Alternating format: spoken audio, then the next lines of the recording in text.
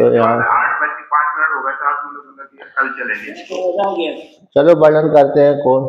तो गति सामान्यात, इस सूत्र कहता है कि सारे वेदांत वाक्यों की गति आत्मा में ही है, प्रधान प्रकृति में नहीं है।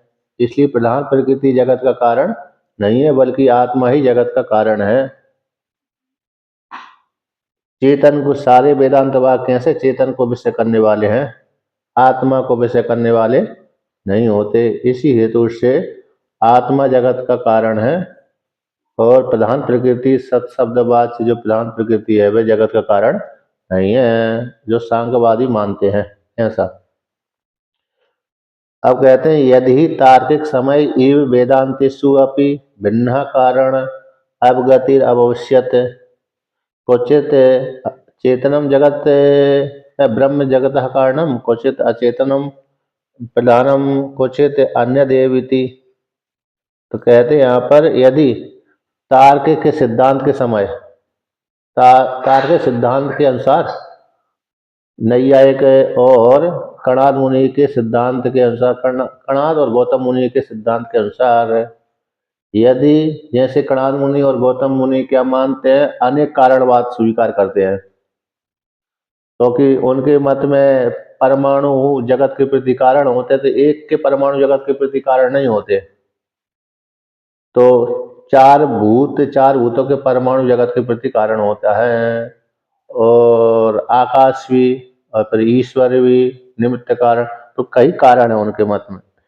उसी के अनुसार वेदांत वाक्यों में भी यदि भिन्न कारण की स्वीकार करेंगे, भिन्न भिन्न कारण है ऐसा स्वीकार करेंगे, तो कहीं पर तो ब्रह्म जगत के प्रति कारण स्वीकार करना पड़ेगी, और कहीं प्रधान प्रकृति को जगत का कारण स्वीकार करना पड़ेगी, और कहीं ब्रह्म और प्रकृति को छोड़ करके अन्य को ही जगत का कारण स्वीकार मानना पड़ेगी। इससे क्या हो गया, तो कहता है तथा, फिर तो ततः कदाचित प्रधान कारणवाद अनुरोधेन अपि इच्छत्यादि श्रवणम अकल्पिष्यत। तब तो भाई कदाचित, क्योंकि बहुत कारणवाद स्वीकार कर लिया, प्रधान को स्वीकार कर लिया, ब्रह्म को स्वीकार कर लिया, और प्रधान और ब्रह्म को छोड़ करके कोई दूसरे को भी, तीसरे को भी स्वीकार कर लिया, तो हमको कभी कभी इसके मत के अनुसार चलेंगे, कभी कभी उसके मत के अनुसार चलेंगे, कभी कभी तीसरे मत के अनुसार चलेंगे। तो प्रधान प्रकृति के मत के अनुसार जब चलेंगे तो फिर क्या करना पड़ेगी, तब तो कहते कदाचित किसी किसी काल में प्रधान कारणवाद के अनुरोध से, प्रधान कारणवाद के अनुरोध से अपि इच्छत्ति अधिकरण, जो इच्छत्ति अधिकरण है ना, तो वहां पर जो ईक्षण किया था कौन, तदेक्षता बहुश्याम प्रजाएया इत्यादि में, तो इच्छति आदि करण का भी, इच्छत्यादि का श्रवण की भी कल्पना करना पड़ेगी। प्रधान प्रकृति ने ईक्षण किया था, अकल्पिष्यत हो जाएगा, मानना पड़ेगी भविष्य काल में। ना तो ये तदस्ति, किंतु ऐसा है नहीं है, किंतु ऐसा है नहीं है। समान एव ही सर्वेषु वेदांतेषु चेतन कारण अवगति ही, क्योंकि जितने सारे वेदांत वाक्य है चेतन परमात्मा को ही कारण रूप से स्वीकार करते हैं, समान रूप से ही। जितने भी, चाहे ईशावास्य उपनिषद का हो, चाहे केनोपनिषद का हो, चाहे 10 उपनिषद का हो, चाहे 10 उपनिषद से इतर भिन्न भी जितने वेदांत हैं, वेदांत वाक्य उपनिषद कांड है, सभी जगह चेतन परमात्मा को ही कारण उससे स्वीकार करता है वेदांत वाक्य। वेद रूप वेदांत वाक्य समान रूप से एक ही मत से, समान रूप से एक ही मत से, एक स्वर से ही सारे वेदांत वाक्य चेतन रूप परमात्मा को ही कारण रूप से स्वीकार करते हैं, प्रधान प्रकृति को अथवा नैयायिकों के अनुसार परमाणु आदि को जगत का कारण उससे स्वीकार नहीं करते, वेदांत वाक्य प्रतिपादन नहीं करते। अभी आगे कहते हैं कि यद अग्निर्ज्वलतः सर्वः दिशा विस्फुलिंगः विप्रतिष्ठेरन् एवमेव एतस्मात् आत्मनः सर्वे प्राणा यथायतनं विप्रतिष्ठन्ते प्राणेभ्यो देवः देवेभ्यो लोकः इति। कहते हैं जैसे अग्नि से, यथा जैसे ज्वलनशील वाली अग्नि से, प्रज्वलित स्वरूप अग्नि से, जैसे सारी दिशाओं में विस्फुलिंगा, 10 दिशाओं में विस्फुलिंगा चिंगारियां विप्रतिष्ठित फैल जाती हैं, चट होकर के गिरती रहती हैं, निकलती रहती हैं, फैल जाती हैं चारों तरफ। ज्वलनशील वाली अग्नि से दसों दिशाओं में चिंगारियां जाती रहती, फैलती रहती हैं। इसी प्रकार से एवं इसी प्रकार दृष्टांत को दृष्टांत घटाते हैं। एवं इसी प्रकार से आत्मा से, ईश्वर रूप आत्मा से सर्वे प्राण, जितने भी प्राण हैं, ज्ञानेन्द्रिय, कर्मेंद्रिय, पंच प्राण, तो सारे प्राण, उनके आयतन गोलक है ना, सर्वे प्राण यथायतनम। तो जो जितने भी 5 ज्ञानेन्द्रिय, 5 कर्मेंद्रिय, अंतःकरण और पंच प्राण हैं सारे, तो उनसी आत्मा से उत्पन्न होते हैं। अब उनका जो स्थान है, प्राण कहीं ना कहीं तो रहेंगे ही, इंद्रिय आधार होगा तो गोलक हो जाएगी उनकी, तो गोलकों में जाकर बैठ जाते हैं। अब प्राणों से, तो विराट रूप के प्राणों से देवता उत्पन्न होते हैं, यानी प्राणों इंद्रियों के ऊपर अनुग्रह करने के लिए। कौन के? इंद्रियों के ऊपर अनुग्रह करने के लिए देवता पैदा होते हैं।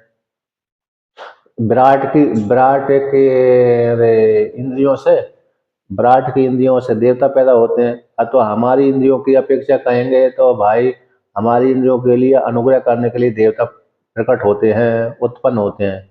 तो यहाँ पर कहते हैं इंद्रियों से, प्राणों से देवता पैदा होते हैं। अब हमारी दृष्टि से कहेंगे तो ऐसा अर्थ लेना पड़ेगी कि हमारी इंद्रियों के ऊपर अनुग्रह करने के लिए देवता पैदा होते हैं। विराट दृष्टि से कहेंगे तो विराट की इंद्रियों से देवता पैदा ही होते हैं, ठीक है ना, क्योंकि विराट के अंग कहलाते हैं देवता। एक एक देवता उसके एक एक अंग है, उसी से उत्पन्न हुए। अब देवताओं से लोक यानी विषय, देवता भी किसी न किसी लोक में रहते होंगे, तो उनके लिए लोक, आधार, आयतन और फिर विषय, एक एक ज्ञान इंद्रिय का एक एक विषय है। तो यदि इंद्रिय है तो इंद्रियों का विषय होना चाहिए, बिना विषय के इंद्रिय फिर किस काम की? विषय ही नहीं है, चक्षु इंद्रिय है, रूप ही नहीं है, फिर चक्षु इंद्रिय को उपयोग किस काम का हो गई? अतः उसके लिए चक्षुरादि इंद्रियों के लिए एक एक विषय होने चाहिए। इसलिए देवताओं से लोक यानी विषय है।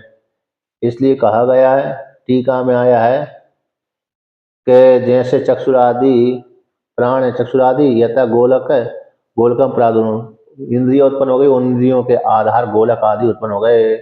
उन प्राणों से, प्राणों के अनंतर देवता, सूर्य आदि उत्पन्न हो गए, यानी अनुग्रह करने वाले। उसके अनंतर लोकयंती लोका यानी विषय, क्योंकि इंद्रियों को विसरण करने के लिए विषय होने चाहिए। और विषय भी कौन?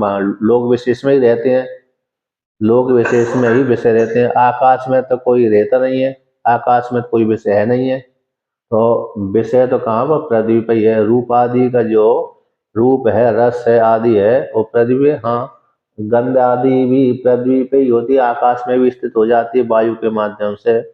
तो लोक विशेष में आधार बनाते हैं विशेष रूप से सारे विषयों को। तो इसलिए वर्णन किया कि जहाँ सारे लोक है, लोक यानी विषय, शब्द, स्पर्श, रूप, रस, गंध इत्यादि जो विषय हैं, वो सारे विषय जीवात्मा के लिए प्रकट हुए, मतलब उत्पन्न की ईश्वर ने, आत्मा ने। अब कहते हैं इस प्रकार से कौशिकी की ब्राह्मण वर्णन करती है। अब कौशिकी की ब्राह्मण के बाद तैत्तिरीय उपनिषद। तैत्तिरीय उपनिषद को कहते हैं तस्माद् वा एतस्मात् आत्मना का समुदा, उस सबल ब्रह्म से, तस्मात् उससे, किससे? जिसने ईक्षण किया, तत् उसने किसने ईक्षण किया? एको हम बहुश्यामा, स ईक्षता एको हम बहुश्यामा। ऐसा श्रुति तैत्तिरीय उपनिषद की श्रुति आती है, स ईक्षता, उसने ईक्षण किया था। तत् ईक्षण करने के पश्चात कहता है बहुश्याम प्रजाया, मैं बहुत हो जाऊं प्रजा के लिए। अब प्रजा के लिए बहुत हो जाऊं, ऐसे उसने संकल्प किया। तो संकल्प करते ही तस्मात् आत्मना का संभूता, ऐसा उसने उत्पत्ति कर दी। सबल ब्रह्म माया सम्मिलित ईश्वर, सबल ब्रह्म या तो ईश्वर ने जगत की उत्पत्ति कर दी।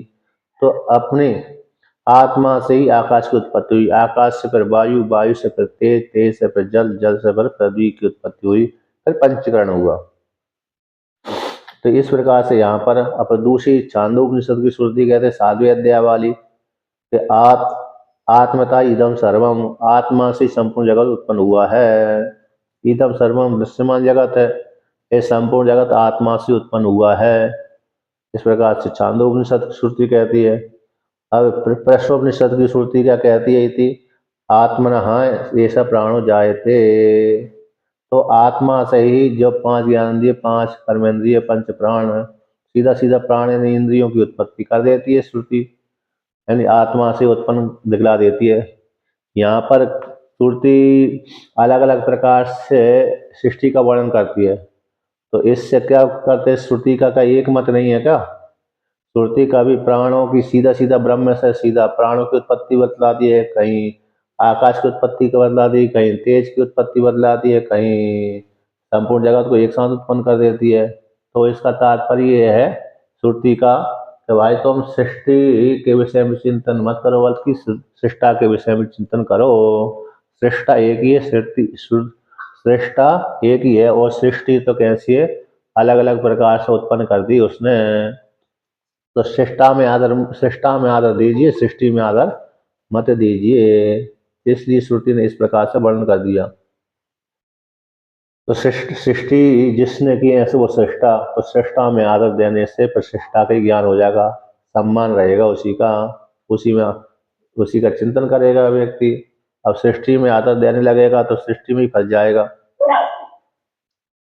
अब इसलिए कहा है कि आगे कहते हैं इति, इसलिए आत्मा से सारे प्राण उत्पन्न होते हैं।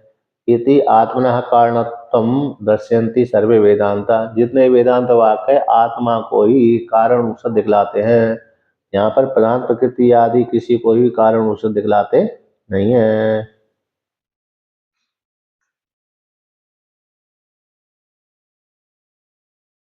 अब कहते हैं यहाँ पर सारे आत्म शब्द से चेतन वचन इति अवोचामा, कहते हैं जो आत्म शब्द किसका वाचक है? चेतन को वाचक है, ना कि जड़ का। यहाँ पर श्रुतियों में जो आत्मना का समूता, आत्मना एष प्राणो, आत्मता ये विदम सर्वम इत्यादि जो आत्मा शब्द आया किसका वाचक है? इसका क्या प्रकृति को ले लिया जाए? ना, प्रकृति का वाचक नहीं होता आत्मा, बल्कि आत्मा तो किसका? चेतन का ही वाचक है। हमने पहले वर्णन कर दिया। अच्छा, कहीं कहीं पर इंद्रियों का वाचक आता है, कहीं कहीं भी तो वो अधिष्ठान को लेकर के वर्णन कर देते हैं। जैसे भूतात्मा, इंद्रियात्मा, भूतात्मा इंद्रियात्मा में आत्मा शब्द आया, भूतों को भी आत्मा बोलते हैं, इंद्रियों को भी आत्मा बोलते हैं। तो यहाँ पर भगवान भास्कर ने वर्णन किया था कि यहाँ पर भी अधिष्ठान को लेकर के ही भूतों को आत्मा कहा है, इंद्रियों को आत्मा कहा है, क्योंकि आत्मा की गति सर्वत्र है, आत्मा सभी जगह गया हुआ है, व्यापक है। इस हेतु से भूतों को आत्मा कह दिया, इंद्रियों को आत्मा कह दिया, लेकिन वहां पर गौण है, प्रधान नहीं है, अधिष्ठान की अपेक्षा को लेकर कहा है। बल्कि आत्मा शब्द चेतन का ही वाचक होता है, जड़ का वाचक नहीं होता। इसलिए आत्म शब्द चेतन का वाचक होता है, ऐसा हमने अवोचामन भूतकाल में कह दिया, पहले कह आए हम।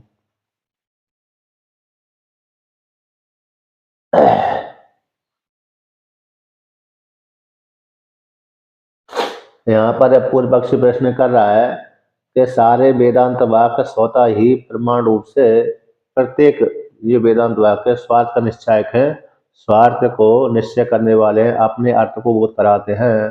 फिर गति सामान्य ऐसा कहने की क्या आवश्यकता थी?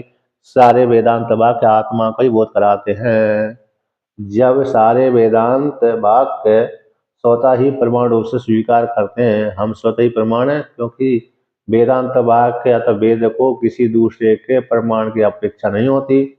तो प्रत्येक वेदांत वाक्य स्वार्थ का निश्चायक है, स्वयं के अर्थ का बोध कराने वाले हैं। तो सूत्र की रचना क्यों ऐसा बोलने की जरूरत पड़ गई? गति सामान्य सूत्र से सारे वेदांत वाक्य एक ही परमात्मा का बोध कराते हैं।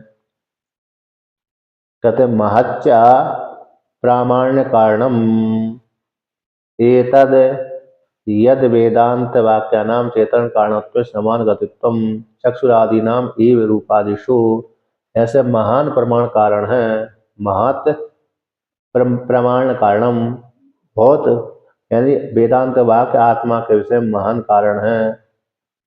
महत् प्रमाण कारण है ना, बहुत से प्रमाण कारण है।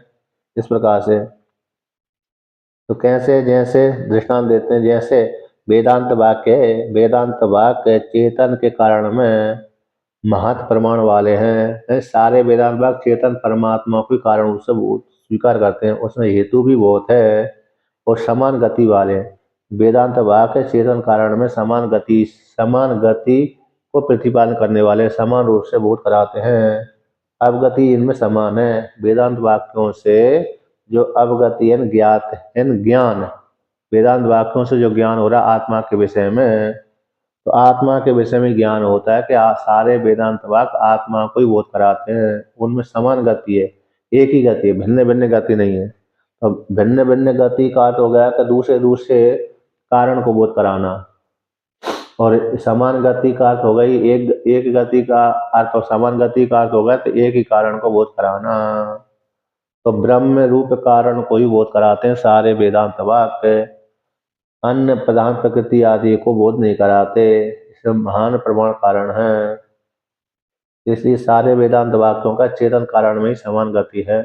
जैसे दृष्टांत दिया गया है कि चक्षुरादि नाम ई रूपादिशु, जैसे चक्षु, जितने भी प्राणियों की चक्षु इंद्रिय है, सब चक्षु इंद्रिय का एक ही विषय होता है, रूप है। मनुष्य की चक्षु इंद्रिय हो, चाहे देवता की चक्षु इंद्रिय हो, चाहे पशु पक्षी की चक्षु इंद्रिय हो, चाहे कीड़े मकोड़े की चक्षु इंद्रिय हो, मात्र एक रूप को ही ग्रहण करती है, किसी दूसरे को ग्रहण नहीं करती। आके चक्षु इंद्रिय रूप का ग्रहण तो करती है, साथ साथ श्रवण का भी ग्रहण कर ले, सुन भी ले अथवा बोल भी दे, तो संभव नहीं है। चक्षु इंद्रिय मात्र रूप का ही ग्रहण करती है, ना तो बोलती है, ना सुनती है, ना ही स्पर्श करती है। या एक वाक्य आता है, एक उपपुराण का वाक्य है, एक एक अरे ब्राह्मण है, कानकोब्ज का ब्राह्मण था। कहाँ पर? कानकोब्ज का, गंगा किनारे रहता था। घर वालों ने उसको मूर्ख जान करके अरे निकाल दिया था। पैदा हुआ, पैदा होने के पश्चात वो मूर्ख रूप में पैदा हुआ, तो ब्राह्मणों ने उसके माता पिता उसकी आदर नहीं करते थे, गांव वाले भी उसकी आदर नहीं करते थे, कहते मूर्ख मूर्ख, हे मूर्ख कहाँ जा रहा है, हे मूर्ख कहाँ जा रहा है। तो दुखी होकर के थोड़ा बड़ा हो गया, 20 साल के आसपास वाला हो गया, तो फिर 20 वर्ष के आसपास वाले का क्रोध तो आ ही जाता है, कहाँ तक अपमान सहेंगे भाई इनके। चलो बाहर वाले का हम अपमान सह लेते हैं, घर वाले ही जब अपमान करने लगते हैं तो फिर सहन नहीं होता है। तो घर को छोड़कर भाग गया, जंगल में चला गया। तो जंगल में आ गया तो कानकोब्ज राज्य में ही रहता था, लेकिन गंगा किनारे आ गया। अब गंगा किनारे आ करके वहां पर उसने नियम बना लिया, झूठ नहीं बोलूंगा, स्नान करूंगा सुबह शाम, और फिर सुबह शाम स्नान करके फिर जैसे मुनि लोग वृत्ति से निर्वाह, जिस वृत्ति से निर्वाह करते हैं उसी प्रकार से मैं निर्वाह करूंगा, ऐसा है। अब वो ऐसा कुटी बना कर रहने लगा। तो 12-1 बजे भोजन करने के लिए एक बंदा जंगल में जाता था, और कोई फल, जंगल से फल मिलते थे वही तोड़ कर ले आता था, स्नान आदि करके खाता था, तो 2-3 बजे भोजन करता था। अब उसकी प्रसिद्धि हो गई कि अमुक साधु बहुत झूठ नहीं बोलता, सत्य बोलता है। एक व्याध एक व्याध क्या करता था, अच्छा भजन पूजन उसको, मतलब यार उसको पूजन के विषय में, मंत्र के विषय में कोई जानकारी नहीं थी, बस सत्य उसका नियम था कि सत्य बोलूंगा, झूठ नहीं बोलूंगा, सुबह शाम गंगा में स्नान करूंगा, और मुनियों की आसन, मुनियों की वृत्ति जैसा जीवन निर्वाह करूंगा। इतना ही उसका काम था, ऐसे ही उसका वो व्रत था उसका, क्योंकि पढ़ा लिखा था नहीं, पढ़ाया माता पिता ने, पढ़ नहीं पाया। अब वो बहुत दिनों के बाद सत्य बोलते बोलते उसकी प्रसिद्धि हो गई। एक व्याध अपने शिकार खेलने के लिए गया, उसने एक पशु को मारा, घायल हो गया वो पशु, तो भागते भागते उसकी कुटी में आ गया, और कुटी में उसी के सामने से आकर के दूसरी दिशा को चला गया। उसके पीछे आ रहा था व्याध। व्याध ने कहा कि हे साधु तुम सत्य बोलते हो, देखो मेरी जीविका इन पशुओं को मार करके ही हो चलती है। मैं यदि पशु को ना मारूं तो मेरे बच्चे आदि भूखे मर जाएंगे, इसलिए मेरे बच्चे आदि न मरें, इसलिए आप बता दीजिए ये पशु कहाँ गया मेरा शिकार। घायल जो घायल हुआ हो गया था आपकी कुटी में आया है, तो बता दीजिए कहाँ गया है। तो वो कहता है, अब उसने विचार किया, सत्य बोलता हूँ तो पशु मारा जाता है और झूठ बोलता हूँ तो मेरा व्रत भंग हो जाता है। सत्य बोलता हूँ तो पशु मार देगा तो मेरे को दोष लगेगा, पशु मरवा दिया, हिंसा करवा दी इसने। और झूठ बोलता हूँ तो मेरा व्रत भंग होता है, क्या करूँ, फंस गया। सत्य भी नहीं बोल सकता है, झूठ भी नहीं बोल सकता है। तो माता सरस्वती ने उसके ऊपर कृपा कर दी उसी काल में। या वदति न सपश्यति, या पश्यति न स वदति। जो बोलता है वो देखता नहीं है, जो देखता है वो बोलता नहीं है कि नहीं। जो या पश्यति न स वदति, या वदति न स पश्यति, ये पुराण का वचन है। तो जो बोलता है, चक्षु इंद्रिय बाक इंद्रिय बोलती है तो वो देखती नहीं है, और जो चक्षु इंद्रिय देखती है वो बोलती नहीं है। तो फिर उसने कहा कि हे ब्याह, तू मेरे से क्यों बार बार पूछ रहा है। अरे भाई, जो बोलता नहीं है वो देखता, वो देख जो बोलता नहीं है वो देखता है, और जो देखता है वो बोलता नहीं है। तो मेरे से क्यों बार बार पूछ रहा है, मेरे को क्यों परेशान कर रहा है। अब ब्याह ने कहा, ये बाबा बताएगा नहीं, इससे इसके पीछे नहीं पड़ना, अब चलो यहाँ से भाग ही आते हैं। निराश होकर के वो चला गया ब्याह। तो फिर उसे उस पशु की जान बच गई थी। फिर बाद में जब सरस्वती ने देखा कि इसने फिर झूठ बोला ही नहीं है, तो सरस्वती माता उसके ऊपर प्रसन्न हो गई और भी, और प्रकट होकर के उसको पूरा ज्ञानी बना दिया। ये एम की महिमा है ना, सरस्वती का जो बीज मंत्र है उसकी महिमा में आया है। देवी भागवत पुराण की कथा है ये। जी जी। बड़ी प्रसिद्ध रोचक भी है। एम की महिमा सिद्ध की है इस कथा से। जैसे क्लीम की महिमा करिए दूसरी कथा से, और ह्रीम की महिमा सिद्ध करिए दूसरी कथा से, इसकी एम की महिमा सिद्ध करिए इस कथा के माध्यम से। तो मतलब यहाँ पर कहते हैं कि जैसे, इसलिए सारी चक्षु इंद्रिय है, मतलब एक इंद्रिय दो दो विषय को ग्रहण नहीं करती, एक इंद्रिय का विषय एक ही होता है ना। रूप, चक्षु इंद्रिय का विषय मात्र रूप ही है, श्रवण नहीं है न कथन है। और श्रवण इंद्रिय का मात्र श्रवण ही है, देखना सुनना, देखना और बोलना नहीं होता। तो यही कारण है। इसलिए सारे वेदांत वाक्य इसको, जितने भी वेदांत वाक्य है, चेतन परमात्मा को कारण से बोध कराते हैं। अतो गति सामान्यात सर्वज्ञम ब्रह्म जगतः कारणम। इसलिए सिद्ध हो गया कि सर्वज्ञ ब्रह्म ही जगत का कारण है। सारे वेदांत वाक्य आत्मा को ही बोध कराते हैं। एक रूप गति वाले, जैसे चक्षु आदि इंद्रिय एक रूप गति वाले होते हैं, उसी प्रकार से सारे वेदांत वाक्य भी जगत के कारण ब्रह्म रूप एक गति वाले होते हैं। ब्रह्म रूप परमात्मा को कारण सबूत कराते हैं। इस प्रकार सिद्ध हो गई। अगर कुतश्च सर्वज्ञम ब्रह्म जगत कारणम, और किस हेतु से वे सर्वज्ञ ब्रह्म जगत का कारण है। तो पाठ करते हैं 11वें सूत्र का। श्रुतत्वाच्च श्रुतत्वाच्च, के श्रुत होने से, श्रुत इस हेतु से भी ब्रह्म जगत का कारण है, प्रधान प्रकृति जगत का कारण नहीं है। तो भाई कहाँ सुना गया है कि ब्रह्म ही जगत का कारण है। कि इस श्रुति में सुना गया है। तो कौन सी श्रुति, कि सा कारणम करण अधिपा अधिपो इत्यादि श्रुति में जगत कारण कारणस्य सर्वज्ञत्व श्रवणात्। सब कारण है, करणों का अधिपा, प्रत्येक सारे करणों का स्वामी। अधिपा बोलते हैं स्वामी, पालन करने वाला, शासन करने वाला। कि परमात्मा ही जगत का कारण है, इंद्रियों का स्वामी है। जैसे करण इंद्रिय, करण शब्द का साधन इंद्रिय, तो इंद्रियों का स्वामी है। यानी हमारी पांच ज्ञान इंद्रिय, पांच कर्म इंद्रिय, अंतःकरण, पंच प्राण है, इसके ऊपर आत्मा ही शासन करती है। इसलिए तो वह करणों का स्वामी है आत्मा। ऐसा श्वेतास्त्र उपनिषद में वर्णन किया गया है कि ब्रह्म ही जगत का कारण है, आत्मा ही इंद्रियों का स्वामी है। यदि आत्मा न हो तो इंद्रिय, कोई भी इंद्रिय किसी विषय को ग्रहण नहीं कर सकती। इसलिए यहाँ पर सब कारण है, सब ईश्वर ही जगत का कारण है, क्योंकि कर्णों का स्वामी होने से। इसलिए इसमें जगत कारण का सर्वज्ञत्व सुना गया है, इसमें इस सूत्र के माध्यम से भी, श्रुति के माध्यम से भी। तो ब्रह्म ही जगत का कारण है, अचेतन प्रधान प्रकृति जगत का कारण नहीं है।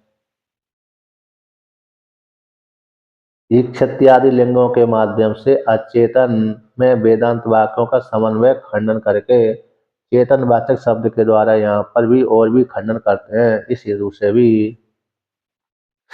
अब यहाँ पर आगे भगवान भास्कर भाष्य कहते हैं इसका, स्व शब्देन एव च सर्वज्ञ ईश्वरो जगतः कारणमिति श्रूयते। श्वेतास्वतराणां मंत्र उपनिषदि सर्वज्ञम ईश्वरम प्रकृत्य स कारणम करण अधिपो न चास्य कस्य जनिता न च अधिपा इति। तो यहाँ पर वर्णन करते हैं कि स्व शब्द के द्वारा, तो स्व शब्द के द्वारा, तो स्व शब्द आत्मा का, आत्मीय का, भाई बंधु का, धन का वाचक होता है। तो यहाँ पर स्व शब्द किसको लिया गया है कि ईश्वर आत्मा को लिया गया है। तो स्व शब्द के द्वारा ही सर्वज्ञ जो ईश्वर है, सर्वम जानति सर्वज्ञम, विशेषण जानति सर्वविद, सर्वविद, सर्वविद। तो सर्वविद और सर्वज्ञ शब्द का अर्थ सामान्य रूप से जानता है, उसको सर्वज्ञ बोलते हैं। सुषुप्ति में आत्मा सभी को सामान्य रूप से जानता है, तो सर्वज्ञ कहलाता है। अब विशेष रूप से जागृत अवस्था में व्यक्ति विशेष रूप से जानता है तो सर्वविद हो जाता है। यहाँ पर मुंडक उपनिषद में सर्वज्ञ और सर्वविद एक साथ आ गए हैं। यह सर्वज्ञ सर्वविद यस्य ज्ञानमय तपः। तो यहाँ पर दो प्रकार का व्याख्यान करना पड़ता है भगवान भास्कर को, एक सामान्य रूप से जानता है, एक विशेष रूप से जानता है। ऐसे जो सर्वज्ञ ईश्वर जगतः कारणम, जगत का कारण श्रूयते, सुना गया है।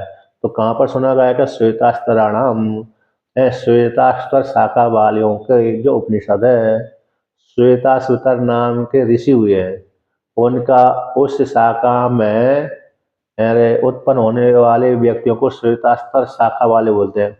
उस शाखा में आए गए मंत्रों में, उसमें कर्मकांड, उस शाखा में कर्मकांड भी होता है, ज्ञान कांड भी होता है, उपासना भी होती है। तो उस शाखा के मंत्रों के मध्य में जो मंत्र उपनिषद है, यानी कौन सा मंत्र उपनिषद, मतलब जो ज्ञान खंड वाला उपनिषद है। उपासना और कर्म तक पूर्व में हो गए, लेकिन जो उन मंत्रों के मध्य में, तो मंत्र उपनिषद में, यानी उपनिषद में उपनिषद कांड वाले मंत्र में श्वेतास्त्र शाखा में आए गए जो मंत्र, उन मंत्रों के मंत्र में जो उपनिषद वाले मंत्र हैं, उन मंत्रों में सर्वज्ञम ईश्वरम प्रकृत्य, सर्वज्ञ ईश्वर का प्रकरण आरंभ करके, तो 6 अध्याय हैं श्वेतास्त्र उपनिषद में, 6 अध्याय आते हैं उपनिषद में। और अन्य जो शाखा के और अध्याय होंगे वो कर्मकांड और उपासना के वाचक होते हैं। यहाँ पर तो मात्र उपनिषद को ले लेते हैं। तो सब कारणम है ईश्वर ही, तो सर्वज्ञ ईश्वर का प्रकरण आरंभ करके प्रस्तुत करके, सब कारणम है ईश्वर का, जगत का कारण है। क्यों? कर्ण अधिपा, कर्णों के स्वामी का स्वामी है। सामान्य जैसे कर्ण अधिपा, अधिपो कर्णों का स्वामी चेतन जीवात्मा है, उस चेतन जीवात्मा का भी स्वामी कौन है? ये ईश्वर है। ऐसे हमारे सामान्य जीवात्मा है, तो सामान्य जीवात्मा इंद्रियों का स्वामी कहलाता है। अब उस इंद्रियों के स्वामी रूप जो जीवात्मा है, उसका भी स्वामी ये है, कौन है? ईश्वर है। स्वस्य चेतन का, स्वस्य चेतनस्य का वाचक सर्वविद शब्द है। यह सर्वज्ञ, यह ज्ञा काल कालो गुणी सर्वविद या इति, यह देखो उसमें आया है टीका में, स्वयं चेतन वाचक, चेतन का जो वाचक है कौन है? स्व शब्द है, को सर्वविद नाम से कहा गया है। जो ज्ञा परमात्मा ईश्वर है, काल का भी काल है, गुणी है, सर्वविद है। या इति यहाँ पर सर्वज्ञ परमेश्वर को आरंभ करके, सर्वज्ञ ब्रह्म को आरंभ करके। अच्छा, यहाँ पर 2 6 2 16 का मंत्र है जो ज्ञा काल कालो गुणी सर्वविद। या ये 269 नंबर पृष्ठ पे जो आई श्रुति टीका में, यज्ञः काल कालो गुणी सर्वविद। यह जो ज्ञावुन धातु से ज्ञावुन जाता है, यानी ज्ञानी, जो कालों का भी काल है, गुणी है, सर्वविद। या ऐसे जो ईश्वर है, सर्व के परमेश्वर को प्रकरण आरंभ करके स सर्वविद सर्ववेत्ता कारणमिति श्रुत होने से न चेतनम कारणमिति, अचेतन प्रधान प्रकृति जगत का कारण नहीं हो सकता। तो यहाँ पर करण का स्वामी अधिपो यानी पालन करने वाला, स्वामी उसका भी स्वामी है। तो इंद्रियों का स्वामी कौन है? चेतन जीवात्मा। उसका भी स्वामी कौन है? ईश्वर। इस प्रकार से जो ईश्वर है ना, ईश्वर कारण है। किसका? करणों के स्वामी का भी स्वामी है। न चास्य कस्य जनिता, इस ईश्वर अस्य ईश्वरस्य, इस ईश्वर का, चेतन रूप ईश्वर का, कश्चित जनिता ना, कोई भी उत्पन्न करने वाला पिता नहीं है। न चादीपा, उसके ऊपर शासन करने वाला भी कोई नहीं है। अधिप शासन करने वाला, ईश्वर के ऊपर शासन करने वाला कोई हो दूसरा नहीं। जैसे तुलसीकृत रामायण में आया है ये, नारद जी कहते हैं परम स्वतंत्र न सिर पर कोई, है ना, आपके सिर के ऊपर कोई नहीं, इसलिए जो चाहो वो कर देते हो। मेरे को माया, मेरे को परेशान कर दिया। मैं जो विवाह करना चाहता था, मेरे को विवाह नहीं करने दिया। यदि आपके ऊपर शासन करने वाला होता तो आप मेरे साथ इंसाफ करते, बर्ताव करते। ऐसा नारद जी ने कहा, आक्षेप लगाया था। इसलिए भगवान विष्णु के ऊपर कोई को नहीं है ना शासन करने वाला, तो इसलिए तुमने मेरे साथ ऐसा कर दिया। मेरी जो इच्छा थी वो पूरी नहीं होने दी। यदि आपके ऊपर शासन करने वाला होता तो मेरी इच्छा पूरी क्यों नहीं होने देते। तो ऐसा नारद जी ने भगवान विष्णु के ऊपर आरोप लगाया था। तो यहीं पर श्रुति कहती है न चादीपा, उस ईश्वर के ऊपर शासन करने वाला कोई दूसरा नहीं है, परम स्वतंत्र है। इस प्रकार से श्वेतास्त्र उपनिषद वाले भी कहते हैं, इसी कर्णों के स्वामी का भी स्वामी ईश्वर, जीवात्मा का भी स्वामी ईश्वर है। इसलिए क्या सिद्ध हो गया? इसलिए टीका में आया है कर्ण अधिपन जीवा तेसम अधिपति। तीसरी पंक्ति है 269 नंबर पे। तो कर्ण अधिपा का अर्थ हो गया जीवात्मा, उस तेसा उन जीवात्मा का अधिपति स्वामी। इसी जीवों का स्वामी कहलाता है। राजाओं का राजा, जैसे राजाओं का राजा सम्राट कहलाता है, चक्रवर्ती कहलाता है तो सम्राट कहलाता है। उसी प्रकार भगवान श्री कृष्ण को ऐसे बोला ना, ब्रजे वसंतम नवदीत चौरम गोपांगना नाम च दुकुल चौरम अनेक जन्मार्चित पाप चौरम चौराग्रगण्यम पुरुषम नमामि। चोरों के स्वामी भगवान श्री कृष्ण कहते हैं ब्रजे वसंतम नवदीत चौरम, ब्रज में रहते थे तो उस काल में माखन चुराते थे। ब्रजे वसंतम नवनीत चौरम गोपांगना नाम च दुकुल चौरम, और गोपिकाओं के वस्त्रों को चुराने वाले, गोपिकाओं के वस्त्र चुराए थे। गोपांगना नाम च दुकुल चौरम, ब्रजे वसंतम नवनीत चौरम गोपांगना नाम च दुकुल चौरम अनेक जन्मार्जित पाप चौरम, भक्तों के अनेक जन्मों के द्वारा अर्जित पुण्य और जो पाप है उन दोनों को चुराने वाले, पुण्य को भी चुराने वाले, पाप को भी चुराने वाले। चौराग्र गर्णम पुरुषम नमामि, चोरों के आप स्वामी हो। क्यों? भगवान श्री कृष्ण को गोपिका कहती है आप कौन है? चोरों के सरदार हो। तो ऐसा वर्णन किया, इसलिए यहाँ पर अधिपा तेसम अधिप, जीवों का, इंद्रियों का स्वामी तो जीवात्मा, उसका भी स्वामी आप हो। इस प्रकार से तो कोई भी आपके ऊपर शासन करने वाला नहीं है। अब कहते हैं तस्मा सर्वज्ञम ब्रह्म जगत कारणम, इसलिए आपके ऊपर शासन करने वाला कोई न होने से, इसलिए ब्रह्म जगत का कारण है। जगत कारण आप ब्रह्म ही हो। न चेतनम प्रधानम अन्य वही सिद्धम, प्रधान प्रकृति जगत का कारण नहीं है, अथवा अन्य जो नैयायिकों के परमाणुवाद है वो भी जगत का कारण नहीं है। उनमें भी ईक्षण आदि नहीं हो सकती, आत्मा शब्द उनमें भी नहीं प्रयोग होता। ईक्षण ईक्षणात्म शब्दादिकम परमाणु आदि में अपि अयुक्तम इति। ईक्षण आदि, ईक्षण शब्द है, आत्म शब्द आदि है, ये परमाणु आदि में भी संभव नहीं है। नैयायिक भी जगत का कारण परमाणु को मानते हैं, उपादान कारण निमित्त कारण तो ईश्वर को मानते हैं।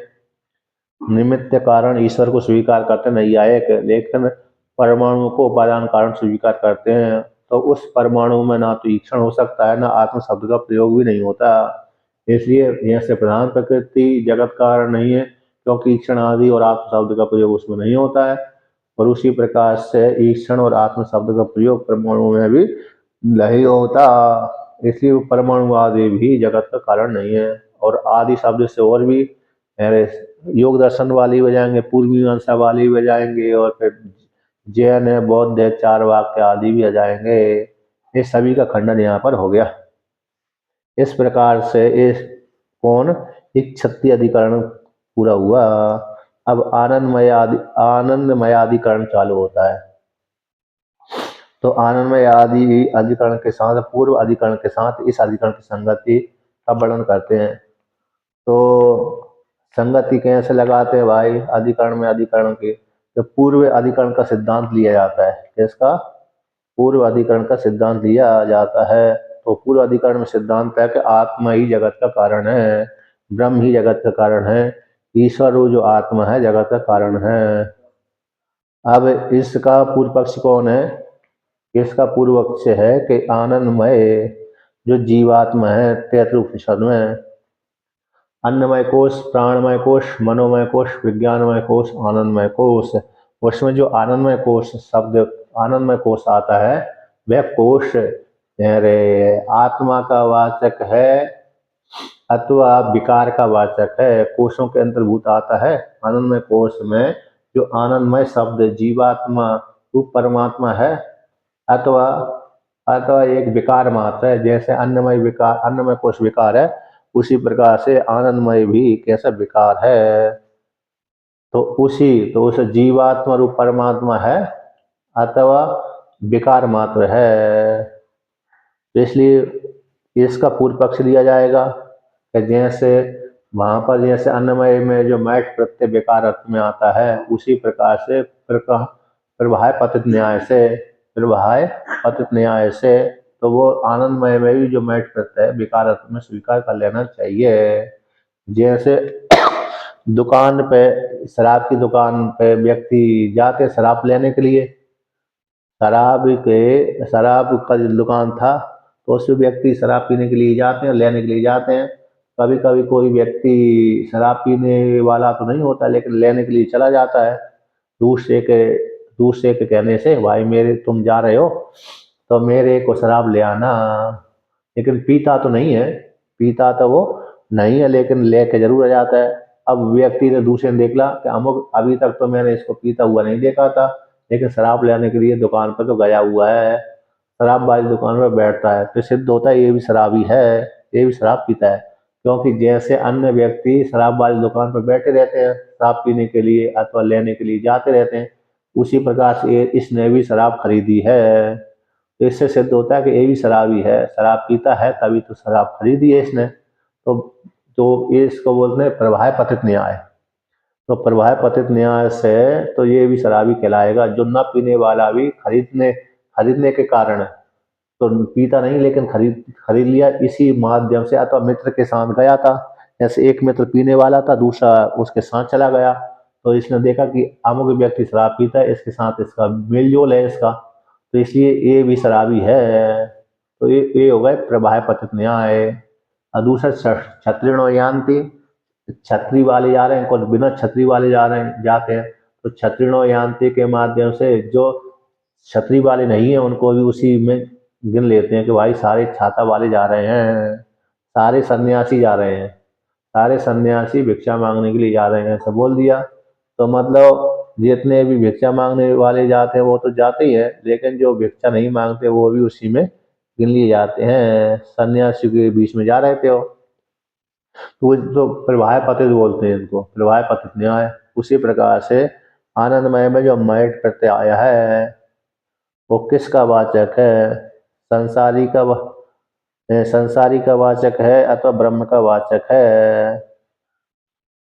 है ना? संसारी का वाचक है अथवा ब्रह्म का वाचक है। तो इस अधिकरण में तो पूर्व पक्षी के अनुसार मैट विकारात्मक होने से, क्रिया आदि के अवयव होने से संसारी कहलाएगा,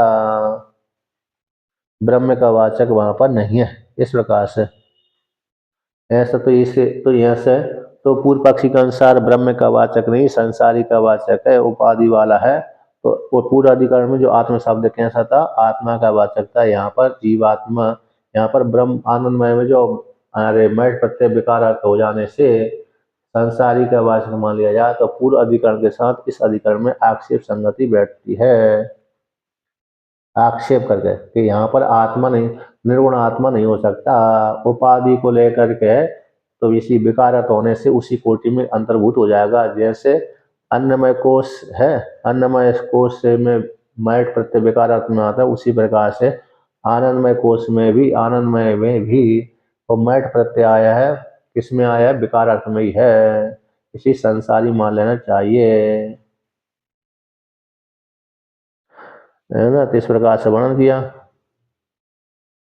तो इसलिए पूरा अधिकरण के साथ इस अधिकरण की ऐसी आक्षेप संगति हो जाती है। हाँ, तो एक दूसरा अधिकरण है द्वितीय वर्णक में, उसमें भी है कि जो ब्रह्म पुच्छम प्रतिष्ठा, ब्रह्म जगत का आधार है, उसमें वो पूछ आई है। ब्रह्म पुच्छम प्रतिष्ठा में जो ब्रह्म को पूछ कहा गया वह किसी का अंग बनता है कि स्वप्रधान रूप से कहा गया है? तो यहाँ पर कहते हैं कि यहाँ पर भी, यहाँ से पूरा अधिकरण में आत्मा, एक सत्य अधिकरण में आत्म शब्द जगत का कारण है। तो उसी प्रकार से जो ब्रह्म रूप जो पूछ है वो जगत का कारण है कि किसी अंग बनती है। तथा पूर्व पक्षी के अनुसार वह अरे पूछ किसी न किसी का अंग बनती है, तो उसी प्रकार से ब्रह्म भी किसी न किसी का अंग बनता है, तो जीवात्मा का अंग बन जाएगा, है ना? अंग बनता है। इसलिए यहाँ पर भी आक्षेप, तो ब्रह्म जगत का कारण नहीं है। तो ऐसा पूर्व अधिकरण का इस अधिकरण का अंग आक्षेप संगत बैठ जाता है, आक्षेप संगति बैठ जाती है, आक्षेप करता है। इस प्रकार से यहाँ पर वर्णन कर दिया। अब पुनः आगे वर्णन करते हैं, इसका पाठ करते हैं। किसका? आनंदमय अधिकरण का जो पहला वर्णक है। यद्यपि यहाँ पर जो वर्णन आता ना, जब 3 टीका वाली पुस्तक पढ़ेंगे तो वहां पर सूत्र के आगे लिखते हैं। कहाँ पर लिखते हैं? सूत्र के आगे अधिकरण आते हैं। अब यहाँ पर पहले से ही छाप दिया तो फिर कोई बात नहीं, पहले से पढ़ लेते हैं, ठीक है ना? अब उसका पाठ करते हैं हम लोग। संसारी ब्रह्म बा आनंदमय संसारी एवं भवेत।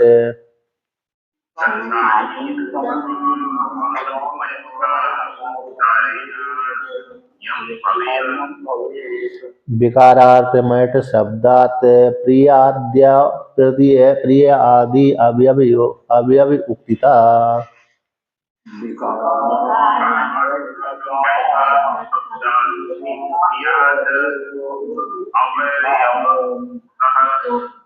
अभ्यास उपक्रमादिभ्यो ब्रह्मानंदमयो भवेत।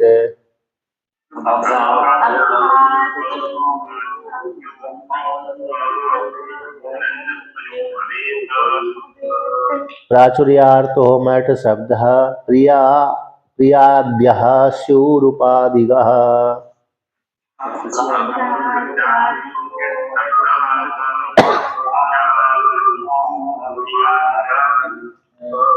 तो यहाँ पर देखिए, यहाँ पर आनंदमय शब्द में आनंदमया, तो अरे वहां पर आता है ना कौन सा?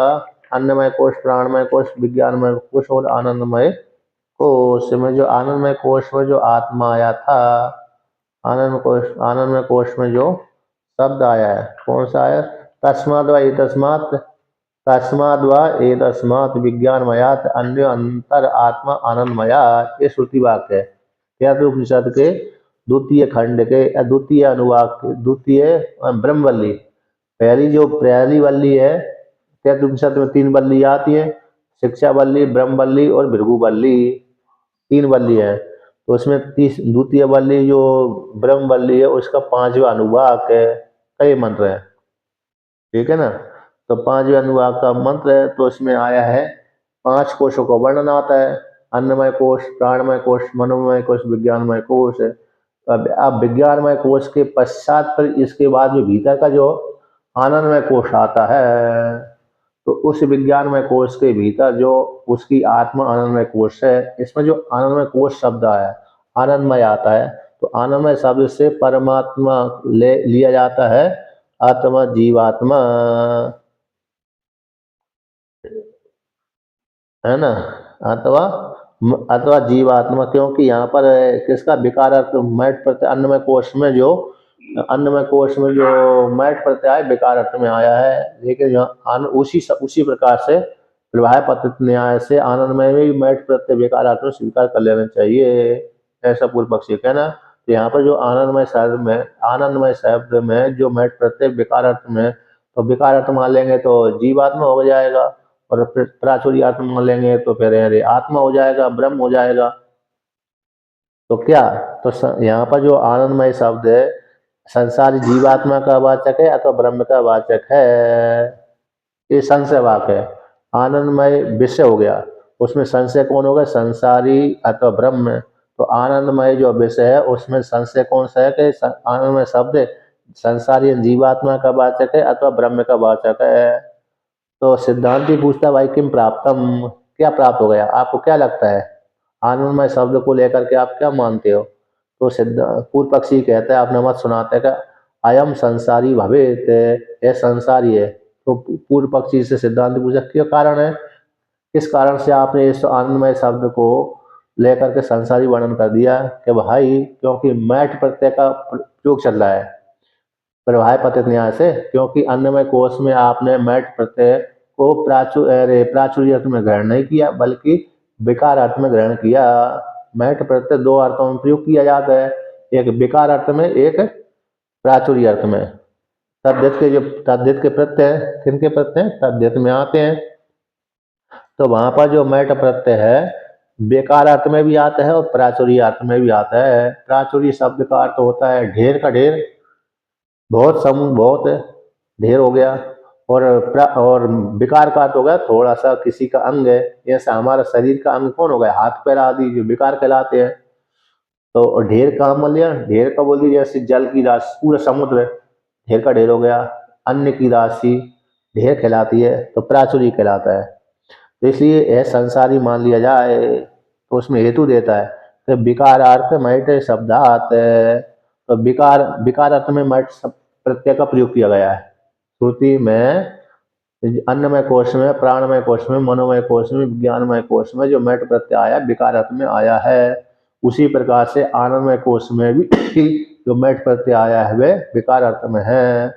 क्योंकि और आगे आता है, आगे कौन पूर्व पक्षी हेतु देता है कि प्रिय आदि अवयव उक्तिता, प्रिय आदि का वर्णन सुना गया है, तो मोद प्रमोद आमोद है ना। मोद जैसे किसी हमने इष्ट वस्तु को देख लिया तो मोद हो गया, जब उसको हमने प्राप्त कर लिया तो प्रमोद हो गया, अब उसको हमने उपभोग कर लिया तो आमोद हो गया।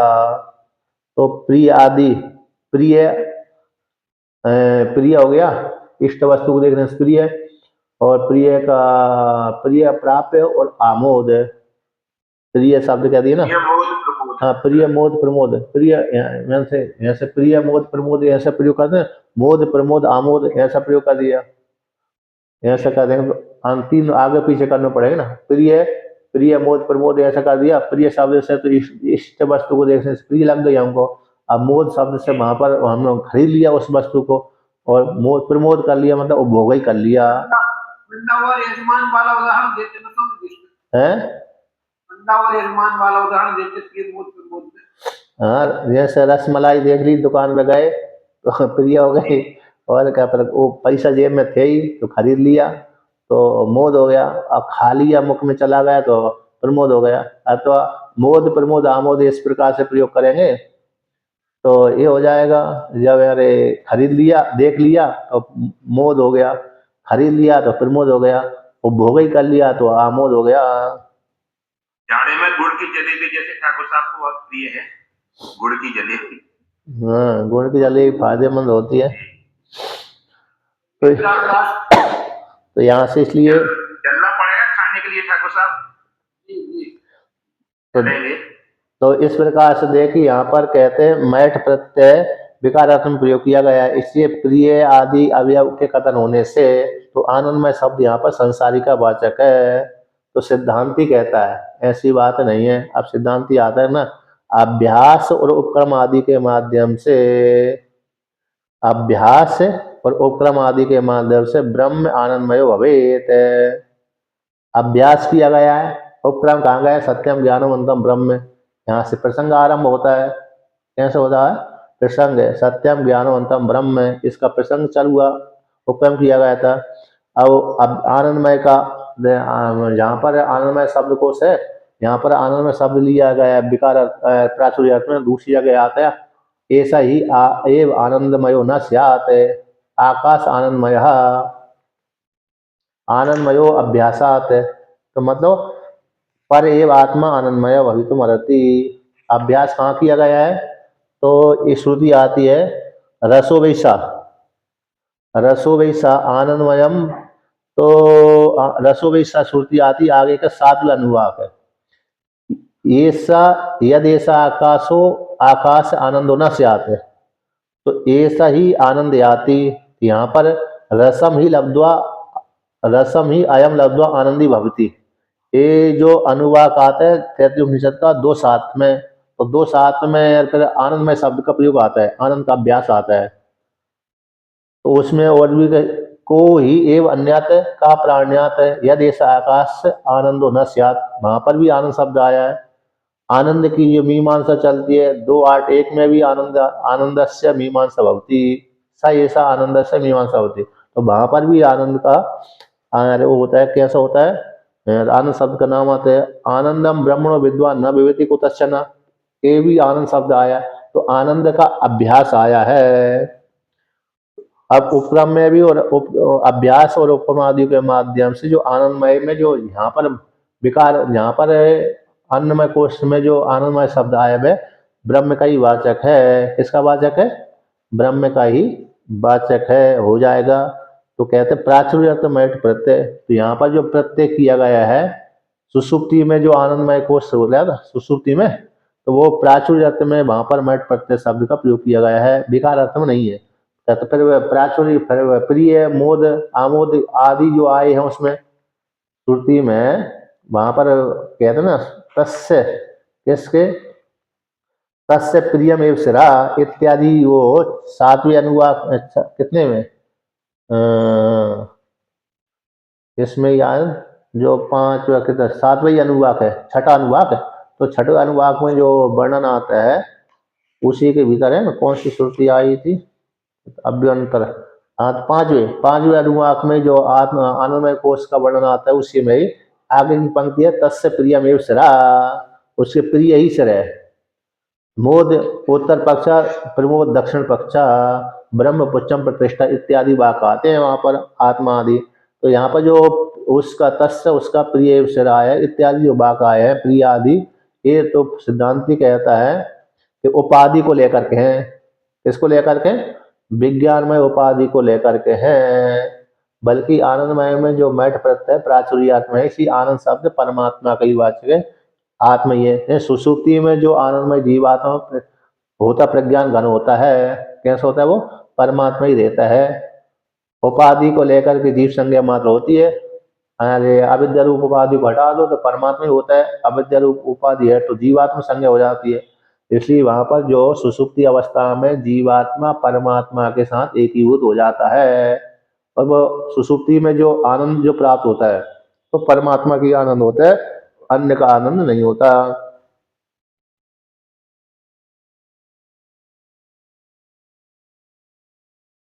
अच्छा यहाँ पर जो, हाँ इसमें प्रत्युदाहरण संगति को लेकर